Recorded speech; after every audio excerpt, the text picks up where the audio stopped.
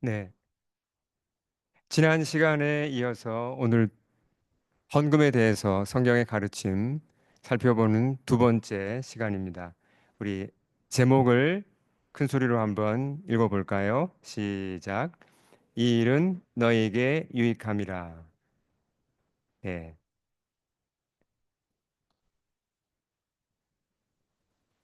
오늘 말씀은 이제 고린도 후서이죠. 그래서 우리가 좀 지리적인 것을 좀 살펴보면서 말씀을 보면 훨씬 이해가 잘 됩니다. 고린도라는 도시가 어디 있는지 잠깐 확인해 볼 필요가 있습니다. 이게 현대 지도이긴 한데 그리스가 보이죠? 제가 사각형으로 표시한 곳에 거기 빨간 점이 고린도라는 도시입니다. 좀 확대를 해보면 이렇게 어, 고린도란 도시는 양쪽이 다 바다이죠. 그래서 항구를 두 개 가진 특이한 그런 도시입니다. 어,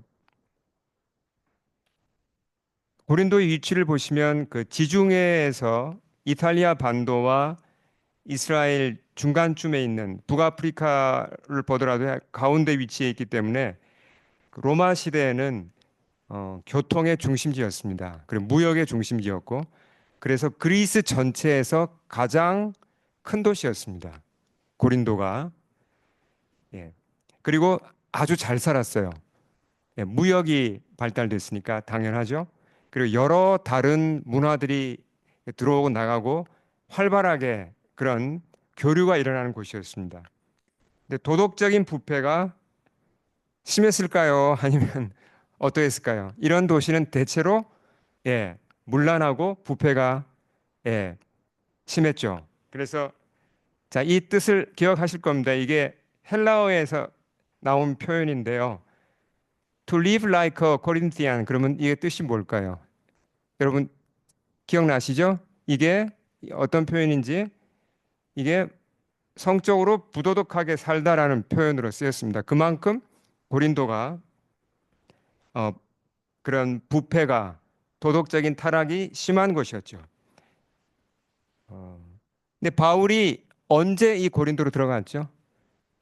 바울이 계속 선교 여행을 다니다가 2차 선교 여행 때 고린도로 들어갑니다.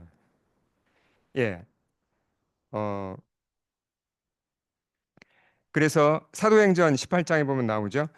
바울이 고린도에 들어가서 그 참 복음을 전하기 어려운 그 척박한 곳에서 그렇게 유혹이 많은 곳에서 그렇지만 바울이 전한 복음을 듣고 의외로 많은 사람들이 반응을 보였어요. 예, 복음을 받아들였고 교회가 세워졌습니다. 예, 고린도에 바울이 얼마나 머물렀죠? 1년 반을 머물렀어요. 그러면서 교회가 점점 성장합니다. 예.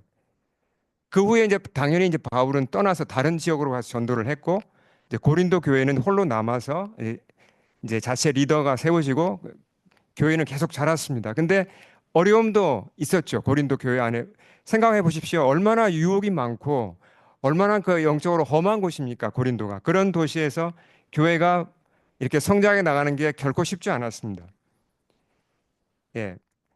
그러다가 이제 여러 어려움이 있는 중에 이제 바울이 그 소식을 듣고 고린도 교회를 도와주고자 보낸 편지들이 있어요. 그 편지가 성경으로 되어서 남아 있는 게 우리가 가진 고린도 전서이고 고린도 후서죠. 근데 편지는 몇 장 더, 몇 통이 더 있었다고 합니다. 근데 우리가 지금 가진 것은 고린도 전후서 두 통이 이렇게 남아 있는 거죠. 바울이 이렇게 편지를 보내서 고린도 교회의 문제를 도와주고 그들의 어떤 이제 그들을 양육해 주는 겁니다. 예. 그래서 고린도 전서를 보냈고 또 고린도 후서가 이렇게 보내졌는데요. 그래서 고린도 후서를 쭉 보시면 바울이 여러 가지 문제를 도와줍니다. 여러 신앙적인 문제, 또 그들의 영적 성장을 위한 여러 문제들을 도와주는데 고린도 후서가 모두 몇 장으로 되어 있는지 혹시 아십니까? 고린도 전서는 16장으로 되어 있죠. 고린도 후서가 13장으로 되어 있어요. 챕터가 13개인데요. 그 중에 오늘 읽은 게 챕터 이제 8 그리고 당연히 이제 8 다음에 9겠죠. 그러니까 13개 챕터 가운데 두 챕터가 헌금에 관한 가르침이에요. 예, 그러니까 우리가 좀 생각해 볼 필요가 있죠. 13개 중에 2개의 챕터를 헌금에 관한 가르침을 줬다는 걸 보면 그만큼 헌금이라는 게 헌금을 성경적으로 바로 아는 게 중요하다는 얘기입니다. 예. 자, 이 바울의 가르침, 이 헌금에 대한 가르침을 우리가 좀 바로 이해하기 위해서는 역사적인 배경 지식이 좀 필요합니다. 어떤 상황 가운데서 헌금을 가르쳤는지, 자, 그런 배경 지식을 지도를 보면서 제가 설명을 드릴게요. 당시에 처음에 복음이 어디서 시작됐죠? 당연히 이제 이스라엘, 예루살렘에서 시작됐습니다. 그렇죠? 사도들이 교회를 세웠고, 근데 예루살렘 밖에, 그러니까 이스라엘 밖에 다른 나라들에게 복음을 전한 사람들은 누굽니까? 주로 바울이 전했어요. 이 지도는 바울의 2차 선교 여행 지도죠. 보시면 예루살렘 북쪽, 자 여기 맨 아래쪽에 예루살렘 지도가 그러니까 이스라엘 지도가 나오고 또 터키, 소아시아가 나오고 맨 왼쪽에는 이제 그리스 쪽 지도가 나옵니다. 그러니까 터키 쪽 소아시아와 그리스 쪽 그 교회들은 주로 바울에 의해 세워졌죠. 그리고 신자들은 주로 어떤 사람들이었습니까? 유대인들입니까? 아니면 이방인들입니까? 예, 거의 대부분 이방인들이었죠. 헬라인들, 로마인들 이런 사람들에 의해서 이제 교회가 만들어졌죠. 근데 어떤 일이 일어났냐면 이스라엘에 기근이 닥칩니다. 예, 심각한 기근이 오랫동안 계속되었고 그래서 예루살렘 성도들이 아주 경제적인 어려움을 당해요. 그렇지 않아도 핍박을 당해서 먹고 살기 힘든데 기근까지 오니까 정말 어려워진 겁니다. 예루살렘 성도들이 어려워졌다는 것은 거기에 사도들도 함께 있잖아요. 그러니까 교회 전체가 경제적으로 아주 큰 어려움에 처한 겁니다.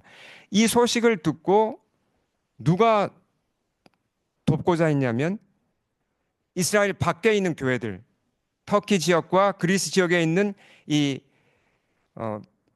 유대인들이 아닌 그 외국인들로 된 이 교회들이 우리가 돕자, 우리가 예루살렘 교회를 돕자. 그래서 헌금을 모으기 시작한 겁니다. 그게 배경이에요. 고린도 교회도 이 소식을 듣고요. 지금 지도에 보시면 맨 왼쪽 아랫부분에 있는 게 고린도 교회죠. 고린도 교회도 예루살렘 교회 소식을 들었어요. 예루살렘 교회가 우리에게 복음을 처음 전해준 그 바로 이제 헤드쿼터인데 예루살렘 교회가 이렇게 어렵구나. 그러니까 우리 고린도 교회도 이 헌금에 동참하겠습니다라고 자원해서 헌금을 모으기 시작했어요. 근데 그 당시에는 헌금을 모아도 이게 가져가는 게 문제였습니다. 뭐 이 트랜스퍼를 할 수도 없고 뭐 무슨 수표를 보낼 수도 있는 그런 상황이 아니었기 때문에 헌금을 모으면 어떻게 전달하죠? 그걸 다 가지고 가야 돼요. 보통 일이 아닙니다. 이걸 뭐 은으로 바꾸든 금으로 바꾸든 뭐 이걸 바꿔서 가져가야 되니까 보통 일이 아니죠. 근데 그 일을 바울과 그의 동료들이 맡아서 하게 됩니다. 근데 이제 고린도 교회들이 헌금을 모으기 시작했다가 이게 중단이 됩니다. 갑자기. 왜 중단했을까요? 우리가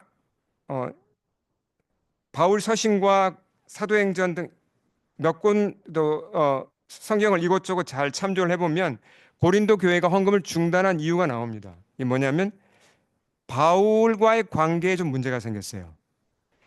고린도 교회에 좀 거짓 선생들이 들어와서 바울의 영적 권위를 흔들었습니다. 바울 그 사람 가짜 아니야? 이런 식의 의심을 심었던 거죠. 그러니까 고린도 성도들이 헌금을 멈춘 거예요. 바울이 영적으로 뭔가 좀 문제가 있는 사람 아니야? 이렇게 되면서 바울을 통해서 예루살렘 교회로 헌금을 보내야 되는데 이건 좀 못 믿겠다. 이런 식의 움직임이 있었던 것 같습니다. 그래서 헌금이 이제 더 이상 모아지지 않게 된 겁니다. 그런 상황에서 이제 바울이 편지를 보내고 그들을 또 도와주고 설득하고 하는 가운데 고린도 성도들이 바로 알게 됐어요. 그게 아니었구나. 바울이 정말 하나님이 보낸 사도가 맞구나. 그걸 알게 되면서 오해를 풀고 자기들이 의심한 것을 회개하게 됩니다. 우리가 잘못했구나. 그래서 다시 관계를 회복해요. 근데 바울이 그 소식을 듣게 됩니다. 디도를 통해서 그 소식을 전해 들어요. 바울이 얼마나 기뻤겠습니까? 아, 이제 고린도 성도들이 나를 믿는구나. 그들의 신앙이 이제 다시 바로 섰구나. 알게 되면서 기뻐하면서 보낸 편지가 고린도 후서인데요. 고린도 후서에서 바울이 다시 이제 헌금에 대해서 이렇게 얘기를 합니다. 자, 10절과 11절 우리 같이 한번 읽겠습니다. 시작. 이에 이 일에 관하여 나의 뜻을 알리노니 이 일은 너희에게 유익함이라. 너희가 1년 전에 행하기를 먼저 시작할 뿐 아니라 원하기도 하였은즉 이제는 하던 일을 성취할지니 마음에 원하던 것과 같이 완성하되 있는 대로 하라. 자, 여기서 이 일이 뭘까요? 이 일이란 말이 반복해서 나오죠. 이 일이란 게 헌금을 얘기합니다. 특히 예루살렘 교회를 돕기 위한 헌금을 시작했다가 이제 멈췄잖아요. 근데 뭐라 그러죠? 이제 다시 시작해서 이걸 성취하라, 완성하라고 권면을 합니다. 자, 저 같은 목회자가 성도님들한테 이렇게 설교를 하고 여러 권면을 하잖아요. 근데 그 중에 얘기하기 어려운 게 뭐냐면 헌금입니다. 헌금에 대해서 잘못 얘기하면 오해를 살 수 있죠. 예를 들어서 바울 같은 경우도 바울이 고린도 교회에 지금 헌금을 완성하라고 얘기를 하잖아요. 근데 이걸 잘못 오해할 수도 있어요. 성도들이 어떻게 오해할 수 있을까요? 우리가 모은 헌금을 바울이 결국 가지고 예루살렘 교회에 갖다 줄 텐데 그럼 바울이 자기 이름 내고 자기가 뭔가 영광을 받는 거 아니야? 이런 의심을 하는 사람들도 있어요. 물론 이제 뭐 그런 기록이 성경에 있는 건 아니지만 그러니까 헌금에 대해서 목회자가 이렇게 구체적으로 얘기하기가 상당히 조심스럽습니다. 그럼에도 불구하고 바울이 지금 8장과 9장에 걸쳐서 헌금에 대해서 아주 자세히 가르치고 있어요. 왜요? 그 이유가 뭘까요? 그냥 헌금을 안 가르치면 안 되나요?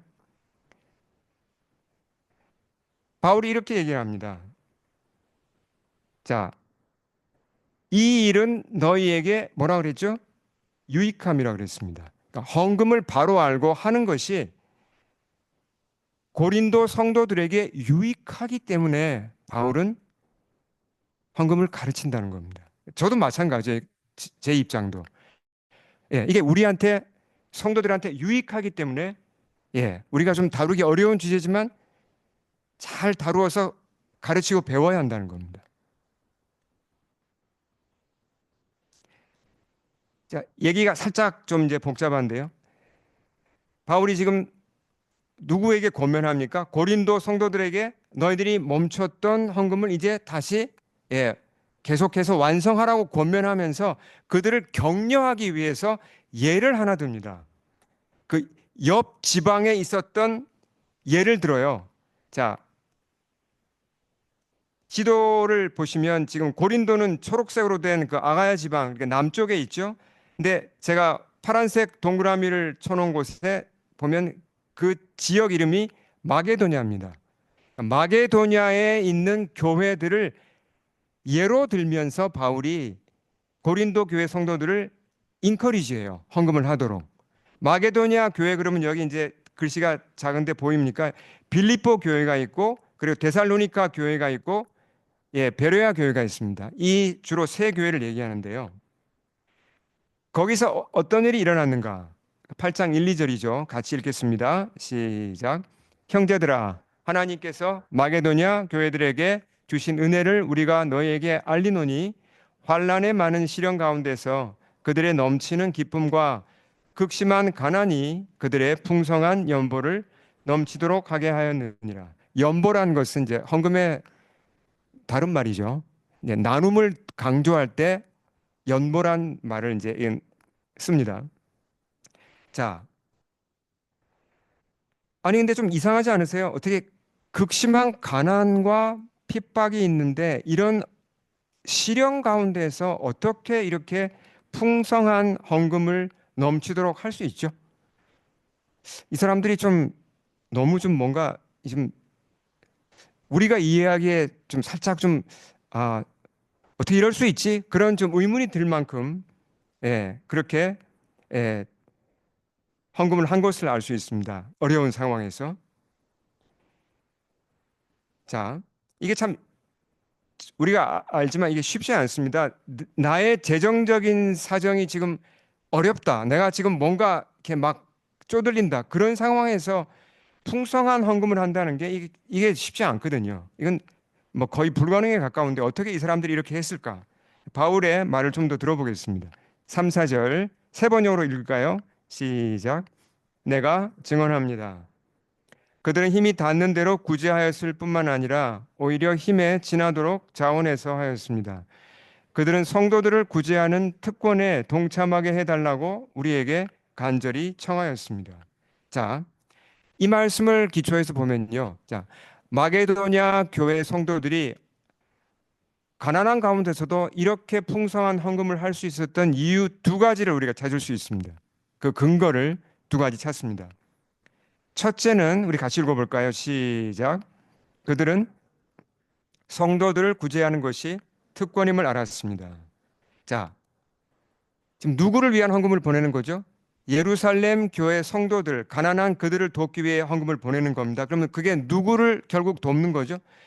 교회를 돕는 거죠. 예루살렘 교회를 돕는 거고, 거기 있는 사도들을 돕는 거고, 예루살렘 교회를 통해서 하나님이 하시는 그 사역을 돕는 겁니다. 예, 예루살렘 교회는 그 당시 그 복음 역사의 헤드쿼터잖아요. 근데 가난 때문에 너무나 어려움 가운데 있는데 그 헤드쿼터를 돕는다는 겁니다. 이것이 마게도냐 성도들은 우리에게 이건 특권이다라는 걸 이 사람들이 알았다는 겁니다. 두 번째, 같이 읽을까요? 시작. 그들은 하나님이 그들에게 필요한 모든 것을 채워주신다는 믿음을 가지고 있었습니다.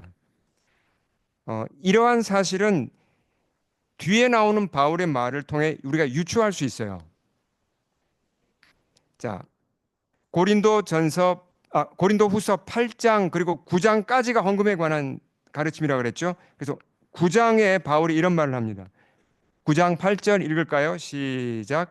하나님이 능히 모든 은혜를 너희에게 넘치게 하시나니 이는 너희로 모든 일에 항상 모든 것이 넉넉하여 모든 착한 일을 넘치게 하게 하려 하심이라. 자, 여기서 모든 착한 일이라는 게 뭘 얘기하죠? 모든 착한 일. 이게 앞뒤 문맥을 보시면 헌금을 얘기합니다. 예, 헌금하는 것. 특히 예루살렘 교회를 돕기 위한 헌금이죠. 마게도냐 성도들이 재정적으로 어려운 중에도 풍성한 헌금을 예루살렘 교회에 보냈다 그랬죠. 이게 선한 일은 분명히 맞습니다. 수학적으로 계산하면 이렇게 헌금을 하고 나면 마게도냐 사람들은 어떻게 되죠? 자기들이 가진 게 줄어들잖아요. 더 큰 어려움에 빠져야 되죠. 그렇잖아요. 내가 가진 걸 나도 없는데 내 걸 또 줬으니까. 근데 이 말씀이 맞다면 어떤 일이 일어날까요? 이 약속이 맞다면 어떤 일이 일어날까요? 전능하신 하나님이 그들의 필요를 아시고 그들의 재정을 채워 주실까요? 예, 넉넉하게 채워 주신다는 겁니다. 하나님이 우리를 부자로 만들어 주진 않지만 우리에게 필요한 것은 공급하신다는 게 우리 크리스천들의 믿음입니다. 마게도냐 사람들이 이걸 믿었다는 거죠. 아, 예루살렘 교회를 돕는 게 하나님께서 기뻐하시는 일이다. 이건 하나님 보시기에 착한 일이다. 우리가 믿음으로 드리면 하나님이 우리에게 채우실 거다라는 믿음을 가지고 그렇게 했다는 겁니다. 이 믿음이 참 중요하죠. 네. 아마 우리 교우님들은 다 뭐 아시겠지만 이제 제가 제 아내와 함께 20대 후반에 선교사로 부름을 받아 프랑스로 파송되었습니다. 저희가 자비랑 선교사였어요. 그래서 후원 단체가 없었습니다. 자비랑이니까 일을 해서 자립적으로 그런 이제 생활비를 벌어야 했죠. 하나님이 참 놀랍게도 제 아내에게 파리에 있는 주 프랑스 한국 대사관에 직장을 주셨어요. 정말 감사했죠. 덕분에 이제 재정적인 자립이 된 겁니다. 뭐 그렇지만 파리가 물가가 비싸죠. 예, 그래서 저희가 그래도 겨우 이제 방 하나 있는 아파트에서 살았어요. 빠듯하게 살았습니다. 그렇게 몇 년을 살고 사역하다가 저희가 지방 도시로 이사를 가게 되었습니다. 하는 수 없이 대사관의 그 직장을 이제 사직을 해야 됐죠. 어쩔 수 없이. 어, 근데 한국 정부가 참 좋더라고요. 그 사직을 하니까 퇴직금을 줬어요. 근데 그 당시로서는 이제 한 6년 정도, 5, 6년 일을 했는데 그 금액이 꽤 컸습니다. 근데 그 퇴직금을 받으니까, 근데 저희는 그때 가난한 유학생 선교사잖아요. 그렇지만 마음에 이 퇴직금의 11조를 주님께 드려야겠다. 그런 마음이 이제 생겨서 어디에 드릴지. 그땐 저희가 이제 그 어떤 아직 교회를 이제 저희가 그 후에 이제 프랑스 교회로 이제 가는데 교회가 아직 정해지지 않아서 그 11조를 어디다가 드릴까 고민하다가 파리 근교에 있는 한 복음주의 신학교에다가 보냈습니다. 네, 그렇게 적은 금액은 아니었어요. 근데 참 기쁘더라고요. 우리가 이렇게 불어권 선교에 이렇게 참여할 수 있다는 게 정말 기뻤습니다. 그 기뻤던 것이 아직도 기억이 나요. 근데 그때로부터 14년이 흘러서 지난 2009년에 제가 하나님의 섭리 가운데 몬트리올에 있는 이 신학교, 여기 보여드리는 이 신학교에 이제 들어가서 MDV 과정을 시작했습니다. 그때는 제가 중년의 나이였고 2명의 10대 자녀들이 있었고, 그러니까 재정에 대한 걱정이 당연히 일어나죠. 하나님, 제가 이 신학 공부 시작하고 교회 개척을 하는데 이거 참 솔직하게 불안합니다. 주님, 이 생활비는 어떻게 하고 또 학비는 어떻게 해야 됩니까? 그런 고민이 있었죠. 주님께 그래서 계속 기도를 했습니다. 하나님께서 생활비뿐만 아니라 학비도 좀 채워주시도록. 예. 학비가 그렇게 만만치 않잖아요. 놀랍게도 하나님께서 4년 동안 공부를 마칠 때까지 약속하신 대로 학비를 공급해 주셨어요. 정말 한 번도 학비를 뭐 늦게 낼 정도로 어렵지 않았고, 신기하게 이렇게 후원하시는 분들이 연결이 되고 정말 초자연적인 하나님의 능력으로 학비가 조달되고 생활비가 공급되었습니다. 너무나 놀라운 체험을 했어요. 근데 이 신학교에 다니면서 제가 알게 된 사실이 하나 있습니다. 그러니까 이게 중요합니다.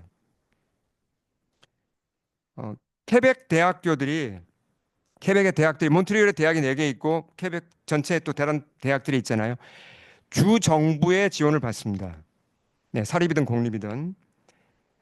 근데 주정부 지원금이 만약에 끊어지면 대학은 운영하기 어려워요. 그만큼 주정부 지원금이 중요합니다. 근데 제가 다닌 이 복음주의 신학대학은 주정부의 지원을 받지 않는 쪽을 택했습니다. 받을 수 있는데 받지 않는 쪽을 택했어요. 왜 그런지 아십니까?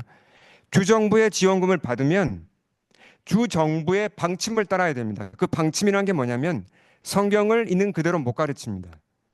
특히 동성애에 관한 그런 문제, 동성애 문제에 대해서 성경대로 가르치면 주정부의 법을 위반하는 거기 때문에 지원금이 끊어져요. 그래서 처음부터 주정부 지원금 안 받는 쪽으로 택해서 우리는 성경을 있는 그대로 가르치겠다. 그렇게 방향을 잡은 거죠. 근데 그렇게 용감하게 결단을 했지만 그러면 그 후원금이 없이, 그렇잖아요. 어떻게 대학을 운영합니까? 게다가 이 신학교는요, 학비가 다른 학교보다 훨씬 싸요. 이제 왜 그러냐면 공부하러 오는 학생들이 다 뭐 이제 목회자들이나 주로 그 가난한 신학생들인데 학비를 최저로 미니멈으로 학비를 받았어요. 그러니까 학교를 운영하기 위한 이 재정적인 이 고민이 크죠. 근데 어떻게 학교가 이렇게 운영됐는가? 지금 벌써 한 40년이 넘었거든요, 이 학교가.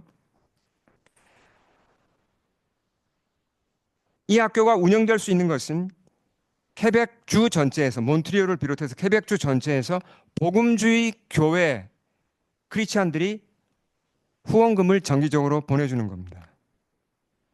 상당히 많은 액수예요. 그러니까 제가 참 그 사실을 알고 신선한 충격을 받았어요. 아, 이거 내가 이런 혜택을 받았구나. 저는 정말 적은 학비를 내고 공부를 했는데 수많은 케벡 크리스찬들이 헌금을 보내줘서 이 학교를 잘 유지시켜 주었기 때문에 그 혜택을 내가 본 거구나. 너무 감사하더라고요. 그 헌금을 보내준 크리스찬들한테.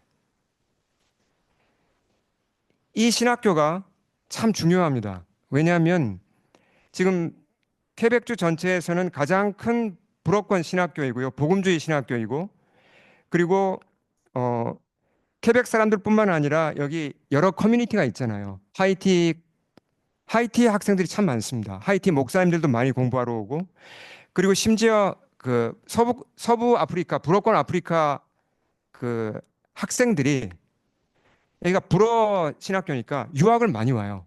그러니까 불어권 선교라는 입장에서 볼 때는 굉장히 중요한 역할을 하는데 이 신학교를 그렇게 많지 않은 케벡의 크리스찬들이 헌금을 하면서 헌신적으로 그렇게 서포트를 하고 있다는 겁니다. 우리가 헌금을 한다는 생각만 자꾸 하기 때문에 한쪽을 못 봅니다. 무슨 얘기냐면 우리가 이미 다른 사람들이 드린 헌금의 혜택을 보고 있어요. 그걸 우리가 볼 수 있어야 됩니다. 어떤 혜택을 보고 있을까요? 누가 헌금한 혜택을 우리가 보고 있죠?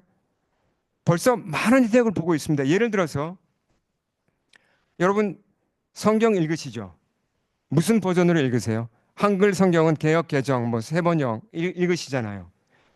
영어로도 우리가 뭐 NIV, ESV, 불어 성경 누가 다 번역했습니까? 번역이 결코 쉬운 게 아닙니다. 성경 하나를 번역하려면 엄청난 시간과 많은 비용이 들어갑니다. 누가 다 번역했죠? 그 성경 번역 그 사역하시는 그런 단체들이 있습니다. 그 모든 비용을 크리스찬들이 다 헌금한 거예요. 예. 우리가 그걸 볼 수 있어야 됩니다. 그런 뒤에 숨어 있는 헌금들을. 한국의 개신교가 들어온 지 몇 년 됐죠? 예, 작년으로 140년이 됐습니다. 첫 선교사가 언더우드와 아펜젤러잖아요. 그렇죠? 근데 이 이후에 1945년 해방될 때까지 모두 몇 명의 서양 선교사가 한국에 들어온지 아십니까? 대략 몇 명쯤 될 것 같아요. 1,500명 가량이 들어왔습니다. 많이 들어왔죠. 미국에서, 캐나다에서, 오스트랄리아에서, 영국에서 선교사들이 들어왔습니다. 와서 복음을 전하고 교회를 세우고 병원을 짓고 학교를 세웠습니다. 덕분에 한국, 대한민국에 기독교가 뿌리를 내릴 수 있었잖아요. 근데 1,500명의 선교사를 파송하고 그분들을 후원하는 거 다 누가 했습니까? 미국과 영국과 캐나다와 호주 교회 성도들이 한 겁니다. 헌금해서 한 겁니다. 희생적으로 헌금을 해서. 우리가 그 혜택을 입고 있어요. 여러분 여기에 대해서 감사해 보셨습니까? 하나님의 나라는 이렇게 이루어지는 겁니다. 하나님의 나라는 이렇게 이런 헌금을 통해서 유지되고 서로 나누어지고 세워지고 이렇게 아름답게 사랑을 주고받으면서 만들어 가는 것입니다. 놀랍지 않습니까? 예. 자, 다시 본문으로 들어가 보겠습니다. 마게도냐 성도들의 헌신적인 이 헌금 소식을 바울이 전했죠. 그래서 고린도 성도들을 격려합니다. 그러면서 자, 7절이 굉장히 중요한데요. 우리 크게 자, 한번 우리가 정신이 좀 번쩍 나게 한번 큰 소리로 크게 한번 읽겠습니다. 시작. 여러분은 모든 일에 있어서 뛰어납니다. 곧 믿음에서, 말솜씨에서, 지식에서, 열성에서, 우리와 여러분 사이에 사랑에서 그러합니다. 여러분은 이 은혜로운 활동에서도 뛰어나야 할 것입니다. 자, 고린도 성도들이 보면요. 무엇에서 뛰어나다 그랬죠? 믿음에서 뛰어나다 그랬습니다. 그리고 성경 지식도 뛰어나다 그랬습니다. 성도 사이의 사랑에서도 뛰어나다 그랬습니다. 그러면서 바울이 뭐라고 권면합니까? 여러분은 이 은혜로운 활동, 에서도 뛰어나야 할 것입니다. 이게 뭐죠? 이게 헌금입니다. 예. 그러니까 우리가 성경 지식이 자라야죠. 그렇죠? 우리의 믿음이 자라야죠. 우리의 영성이 자라야 되는데 빠뜨리면 안 되는 게 헌금입니다. 헌금이 빠진다면 이게 뭔가 하나 큰 구멍이 뚫린 거고 성장을 균형 있게 할 수가 없다는 겁니다. 우리 신앙을 돌아보아야죠. 예. 자, 바울의 권면이 이어집니다. 자, 9절은 잘 아시는 말씀일 거예요. 우리 같이 한번 읽겠습니다. 시작. 우리 주 예수 그리스도의 은혜를 너희가 알거니와 부요하신 이로써 너희를 위하여 가난하게 되심은 그의 가난함으로 말미암아 너희를 부요하게 하려 하심이라. 헌금을 다시 간단하게 데피니션 정의를 내리면요. 뭐라고 할 수 있냐면 신자 크리스찬이 내가 가진 것, 내가 가진 소중한 나의 재산의 일부를 하나님께 드리는 거죠. 그렇잖아요. 분명히 하나님께 드리는 건데 결국 그것이 어디로 흘러갑니까? 누구에게로 흘러갑니까? 사람에게로 흘러갑니다. 그래서 그 사람을 구원받게 하고 그 사람을 치유하고 그 사람을 살리는 일을 하잖아요. 그 사람을 격려하는 일을 하잖아요. 예. 이런 일에 가장 큰 본보기가 예수님이라는 겁니다. 내가 가진 것을 다른 사람에게 흘려보내서 하나님을 통해서 다른 사람에게 흘려보내서 그 사람을 살리는 good example, 그 본보기가 예수님이란 거죠. 그렇죠? 예수님은 부요하신 분이라고 그랬습니다. 이걸 볼 때도 이제 우리가 재산만 생각하면 곤란하다고 그랬죠, 제가. 이건 주님은 모든 면에서 부요하신 분이죠. 하나님의 아들이고 다 가진 분입니다. 근데 너희를 위하여, 우리를 위하여 가난하게 되셨다. 이건 뭘 말하죠? 가진 걸 우리에게 다 나누어 주셨다는 얘기입니다. 왜요? 그렇게 안 하면 안 되나요? 예수님이 부요하신 반면 우리는 어떤 자라고 할 수 있죠? 우리는 거지였어요, 사실. 영적으로 보면. 다 잃었잖아요. 우리는 신분도 마치 탕자가 아들에서 돼지치기가 되었듯이 우리의 신분도 우린 죄의 종이 됐었고 가진 거 영적으로 다 잃었습니다. 우리는 완전히 거지가 됐잖아요. 아무것도 가진 것이 없는 비참한 노예가 됐잖아요. 근데 우리를 채워주시기 위해서 주님이 당신이 가진 걸 다 우리에게 나누어 주셨습니다. 그게 십자가잖아요. 그렇죠? 덕분에 우리가 영적으로 부요한 자가 된 겁니다. 하나님의 자녀가 되고 우리가 하나님의 상속자가 되고 이 땅에서도 하나님이 우리에게 필요한 것을 공급하시고 얼마나 놀라운 혜택을 입었습니까? 자, 끝으로 이제 헌금 전체를 정리하면서 두 가지 원칙을 한번 이제 확인하고 우리가 정리를 하겠습니다. 우리가 헌금을 할 때, 교회에서 헌금을 할 때 반드시 지켜야 되는 원칙이 있습니다. 뭐 두 가지로 요약을 할 수 있어요. 이건 이제 헌금을 실천할 때 지켜야 되는 두 가지 원칙입니다. 첫째는 자원하여 하는 겁니다. 자원. 오늘 말씀에도 자원이란 말이 여러 번 나오고 단어는 달라도 자원을 뜻하는 부분들이 여러 절 나옵니다. 고린도후서 9장 7절을 우리 한번 읽어보겠습니다. 시작. 각각 그 마음에 정한 대로 할 것이요 인색함으로나 억지로 하지 말지니 하나님은 즐겨내는 자를 사랑하시느니라. 자, 이 부분을 우리가 잘 듣겠습니다. 헌금은 어떻게 하라 그랬죠, 바울이? 예, 자원인데 자원이란 말은 뭐 어떻게 표현했습니까? 각각 그 마음에 정한 대로 할 거라 그랬습니다. 각각이라 그랬죠, 각각. 예, 다른 사람 눈치 볼 필요 없습니다. 내가 하나님 앞에서 내가 기도하고 내 마음에 정한 대로 하는 겁니다. 자원한다는 거죠. 자원이 참 귀하고 아름다운 거예요. 자원이 빠지면 헌금이 데미지를 입습니다. 예, 이게 헌금답지 못하게 돼요. 기쁨도 사라져요. 이 점에 있어서는 성도들보다 목회자들이 더 조심해야 됩니다. 무슨 얘기냐면 목회자들은 저를 포함해서 목회자들은 성도님들이 헌금을 하도록 하면 안 되는 게 선동이에요. 선동을 하면 안 됩니다. 그- 이거 저도 굉장히 조심해야 되는 겁니다. 여러분 선동이란 말 아시잖아요. 그러니까 뭔가 이렇게 지나친 감정과 기분에 휩쓸려서 헌금을 하게 되면 어떻게 됩니까? 나중에 후회하시나요? 후회하게 돼요. 예. 예를 들어서 자, 이런 말을 할 수 있죠, 목회자가. 여러분, 헌금을 여러분이 많이 하시면 하나님이 재정적인 축복을 반드시 부어 주실 것입니다. 여기 아멘 하면 됩니까? 안 됩니까? 아멘 하시면 안 됩니다, 여기에. 다시 한번요. 하나님이 약속하십니다. 여러분이 아낌없이 헌금을 하시면 하나님이 반드시 재정적인 축복을 부어 주실 것입니다. 믿으십니까? 아멘 하시면 안 돼요, 여기. 아니에요. 이건 선동이에요, 여러분. 선동. 예. 하나님이 우리의 재정을 책임져 주신다 그랬잖아요. 책임져 주시는 거하고 우리를 부자 만들어 주시는 건 다른 얘기입니다. 또 이런 말도 있죠. 여러분, 11조를 떼어 먹으면 하나님이 벌 주십니다. 맞는 얘기입니까? 이건 성도들을 무섭게 해서 헌금을 하도록 강요하는 거예요. 아닙니다. 그 제가 지난주에 저기 잘 설명드렸죠. 그렇지 않습니다. 예, 하나님 그런 분 아니세요.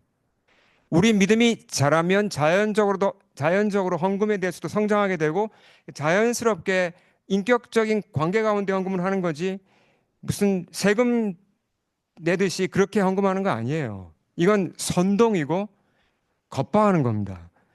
그러니까 제가 조심해야 돼요. 제가 그러지 않도록 여러분 저를 잘 지켜주시기 바랍니다. 그래서 우리가 자원함을 잘 간직해야 돼요. 자원에서 헌금을 할 수 있도록 분위기를 만들어야 되고 그 자원이 살아있는 가운데 헌금을 할 수 있도록 좀 느려도 그렇게 도와줘야 돼요. 예, 물론 이제 부모님들이 자녀들한테 헌금을 가르칠 때는 이제 잘 지혜롭게 하셔야죠. 사실 11조를 배우는 가장 좋은 환경은 가정입니다. 예. 엄마 아빠가 아이들한테 너희들 알바했니? 그러면 너 하나님께 11조 드렸어? 이렇게 가르치는 것이 가장 자연스럽죠. 예, 그렇게 가르쳐야 되는데 이제 어 이게 어 교회에서 이제 중요한 건 자원함을 잘 살리면서 어떻게 헌금을 하는가 항상 여기에 관심을 가져야 된다는 겁니다. 자, 두 번째. 헌금을 실천할 때 첫 번째 기억해야 할 것은 자원함이었고 두 번째는 하나님 앞에서입니다. 이 말은 누구 앞에서 하면 안 된다는 얘기일까요? 사람 앞에서가 아니라 하나님 앞에서입니다. 말씀을 읽겠습니다. 자, 시작. 너는 구제할 때 오른손이 하는 것을 왼손이 모르게 하여 내 구제함을 은밀하게 하라. 은밀한 중에 보시는 너의 아버지께서 갚으시리라. 예수님 말씀입니다. 산상수훈에 나오는 말씀이죠. 우리가 체면 때문에 헌금할 수 있고 또 사람에게 자랑하기 위해 헌금을 드리는 경우도 있습니다. 이건 잘못된 거죠. 이건 하나님 앞에서가 아니라 사람 앞에서 하게 됩니다. 그러면 헌금이 데미지를 입고 본질이 흐려집니다. 하나님과 건강한 관계가 안 맺혀요. 하나님과 이상한 관계가 맺힙니다. 예, 하나님이 무슨 나를 부자 만들어 주시는 그런 신이 되고 마는 거예요. 예, 그렇지 않죠. 그래서 우리가 하나님 앞에 은밀한 중에 계시는 그분이 나를 보신다는 사실을 기억하면서 그분 앞에 드리는 연습을 해야 됩니다. 여러분, 정말 믿으십니까? 하나님이 이 시간도 우리를 지켜보고 계신다는 걸 믿으십니까? 아무도 보지 않아도 내가 드리는 헌금을 주님이 보신다는 걸 여러분 믿으십니까? 그분 앞에 드리는 겁니다. 그분이 알아주시고 그분께서 나를 책임지시고 공급해 주신다는 걸 믿고 드리는 겁니다. 그래서 우리 교회에서는 계속 강조하잖아요. 우리가 헌금 재정 담당자 한 분 외에는 헌금 액수를 몰라요. 우린 공개하지 않습니다. 저도 모릅니다. 예. 다만 이제 인컴 텍스 그 영수증을 위해서 담당자만 알고 우리가 전체 액수만 주보에 표시를 하잖아요. 뭘 우리가 계속 훈련하고 애쓰는 거죠? 사람 앞에서가 아니라 하나님 앞에서 드리는 걸 연습하는 겁니다. 하나님이 내 믿음을 아시고 내가 드리는 이 헌금을 아시고 약속대로 하나님이 채워주시는 것을 우리가 경험합니까? 그 경험을 해보셔야 돼요. 아, 하나님이 정말 나를 아시는구나. 내 필요를 채워주시는구나. 내가 선한 일을 위해서 이렇게 드릴 때 하나님이 약속대로 채워주시는구나. 이걸 체험해야 내 믿음이 자라요. 그리고 내 믿음이 자립적이 됩니다. 사람한테 휘둘리지 않고 정말 하나님 앞에서 그분을 경외하면서 그분을 믿으면서 내가 당당하게 신앙생활 할 수 있다는 얘기죠. 믿으십니까? 아멘. 우리 함께 기도하시겠습니다.